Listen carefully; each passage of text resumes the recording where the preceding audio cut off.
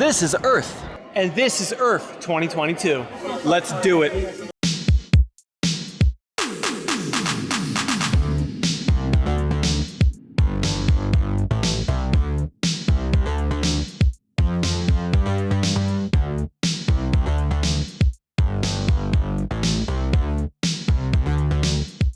The East Coast RepRap Festival is an amazing display of additive manufacturing technology. From DIY projects like my own Project Reanimator here, this wooden box that I converted to Core XY and will be doing a full dedicated video on real soon, to products and hardware intended for industrial applications. From 3D printed cosplay armor to engineering grade materials, there's something for everybody at ERRF. I want to go ahead and highlight in this video some of the projects and products that caught my eye at the show, such as the Baby Belt, an open source, mostly printed belt style 3D printer that's meant to use parts that a lot of DIY RepRap type folks probably have lying around. The design of this is the 45-degree XY axis design with the Z belt for infinite Z technically. X and Y are limited to 85 and 86 millimeters respectively. A handful of the parts used are some leftover Ender 3 type things that somebody like myself does have lying around, like Mark 8 style hot end, extruder gear from one, an SKR Mini E3 V3 board in it.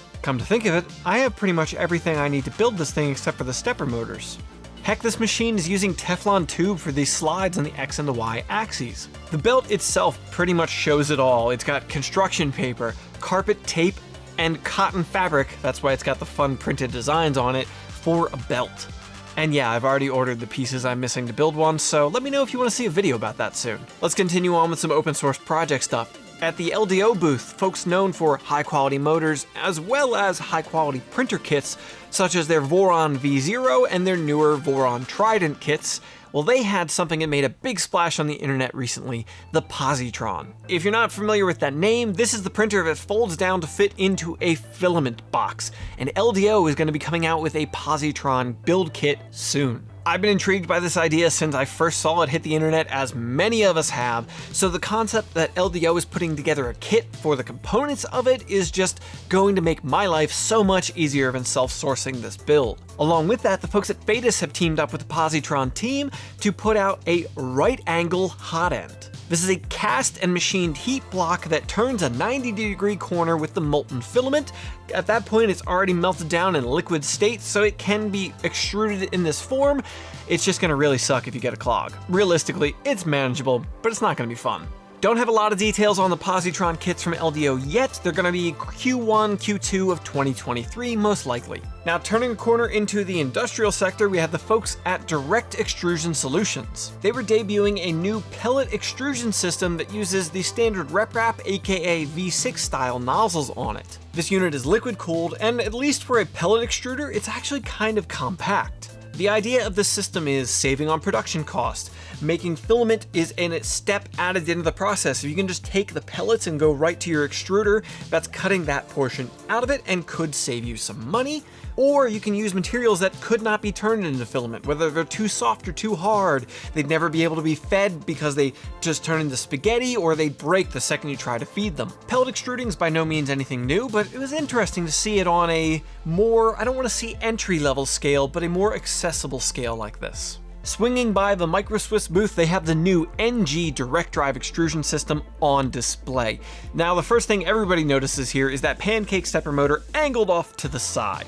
That allows them to have a much shorter extrusion path. It uses a spur gear drive design that really just allows all of the weight to be more centrally located on the carriage assembly for just a superior design in pretty much every way. Weight reduction, center of gravity, everything. And yes, that is a Revo nozzle on this thing. Soon there will be the option to get this in a Revo variant to take advantage of the growing range of E3D Revo nozzles for the quick change nozzle system. The price point on the regular NG is clocking in at $119, which is only $20 more than the previous direct drive system. For all the new engineering and machining that's gone into this system, I'm pretty impressed by that price actually. A quick little secret for you, the MicroSwiss was one of 3 new Revo options that I saw at the show. Prusa had the Prusa XL on display. I really don't have any new information on this one, except I clocked the tool changes on it. So from it, stopping extrusion, parking the tool head, grabbing the other tool head and then starting extruding a different color on the purge tower took only 5 seconds. As somebody who's been using the Bamboo X1 for multicolor printing lately, this is kind of mind-blowing speed and should be quite a bit less wasteful too, but only time will tell. One that I wish I would have had more time with at the show was the folks at Cocoa Press. These are chocolate 3D printers that can extrude cocoa into unique shapes that just aren't achievable by existing chocolatier methods. You might have seen them previously on Linus Tech Tips with the big refrigerated enclosure unit. Well, they have a newer setup that is much more affordable and hopefully going to be a kit form that is based around a Voron design and uses Core XY kinematics. The only reason that I did not spend more time talking to the folks at Cocoa Press is they are also a Philadelphia-based business, same as I am. So we are hoping to get together either here in my studio or in their facility for a full dedicated video about their machines in the near future. Let me know in the comments if you're interested in that. The folks at Greengate 3D, makers of gorgeous, beautiful colors of recycled PETG, had a little thing they started at MRF where they were collecting empty spools to be reused and recycled, just like the industrial waste they used to make their filament. I dropped off an entire printer box full of spools with Rich. Better that they make use of them than collecting dust in my basement, I'm sure. The folks at ExoSlide are known for their unique slide assemblies. They're not V-slot roller wheels, they're not linear rails, they're an interesting mix of the two, kind of. But that's not really what I want to talk about from them. They brought a worm gear drive extruder that has large extruder gears on it, similar to like a Bondtech LGX for really serious gripping on filament. This uses a genuine LDO NEMA 14 17mm motor for a lightweight design. When you buy the full kit, it comes with a titanium heat break and a Revo adapter. Now, it doesn't come with a Revo nozzle or heater block assembly, you'll have to get that separately yourself, but it does come with that block that allows you to install those into this assembly, meaning this is yet another option on the market for Revo direct drive extrusion. There's nicely machined and anodized parts in here. Overall, it seems like a really good quality to me, and this is going for $129.95. The folks at Project R3D brought a couple of things interesting, including one little one that I feel like flew under the radar we'll cover in a second. The big ones, of course, are their 3D printers. They had an Apollo on display, which is their bed slinger design that has a Core XZ system to control the X and Z axis movements, and then on the bed, the Y axis has a counterweight to offset the mass and inertia of the bed assembly slinging back and forth. The Apollo has a build volume of 250 by 230 on the X and Y and 250 on the Z axis. It's running Do-It electronics in it and is starting at $999. The new one for ERRF is the Daedalus 1.5. This is the update to their Daedalus 3D printer, which has closed-loop stepper drivers on it. If you're not familiar, that means you can grab the hot end, get it stuck there, and skip steps, and it'll pick right back up where it left off. Should. But the thing I really want to talk about from them, they just offhandedly mentioned, oh yeah, you can get this with the LGX Revo, which confused me because I've never heard of that, and the reason is Project R3D made it. This is pretty simple. It's a machined heatsink assembly that mounts to a Bondtech LGX extruder in place of a Mosquito hot end and allows you to use a Revo, nozzle, and heater block assembly. Now currently that heatsink seems to only be an option available on their printers, not separately, so hopefully R3D will release this, we shall see. Swinging by the Voron Design booth, they had a couple of the new 0.2 revisions on display that aren't available yet.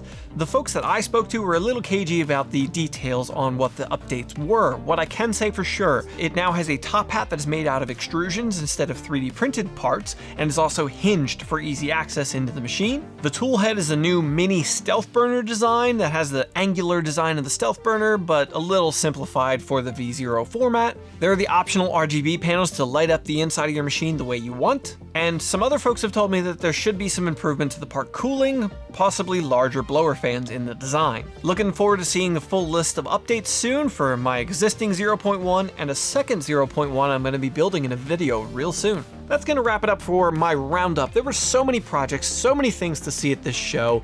I could do hours of content, but I only had so many hours in the day while I was there. Spending a lot of time at my booth, meeting people, really ate up the time where I could have been covering other stuff, but I have no regrets about that at all. Thank you to anybody who did stop by the booth and say hi. I really appreciated meeting you, and hopefully some of the seeds we planted at ERRF are going to turn into some interesting content here in the rest of 2022 and 2023 moving forward. Hope you found this video interesting. If you did, please drop it a like, it really helps out. Let me know in the comments. Anything really catch your eye? Is there something I really missed from the show I should have featured? Let me know in the comments down below. Get subscribed to keep up to date with all the content, such as the full breakdown of my Reanimaker printer build that I'll have really soon, and to ensure your 3D prints don't fail. No guarantee on that, but it can't hurt. Thanks for coming around, folks.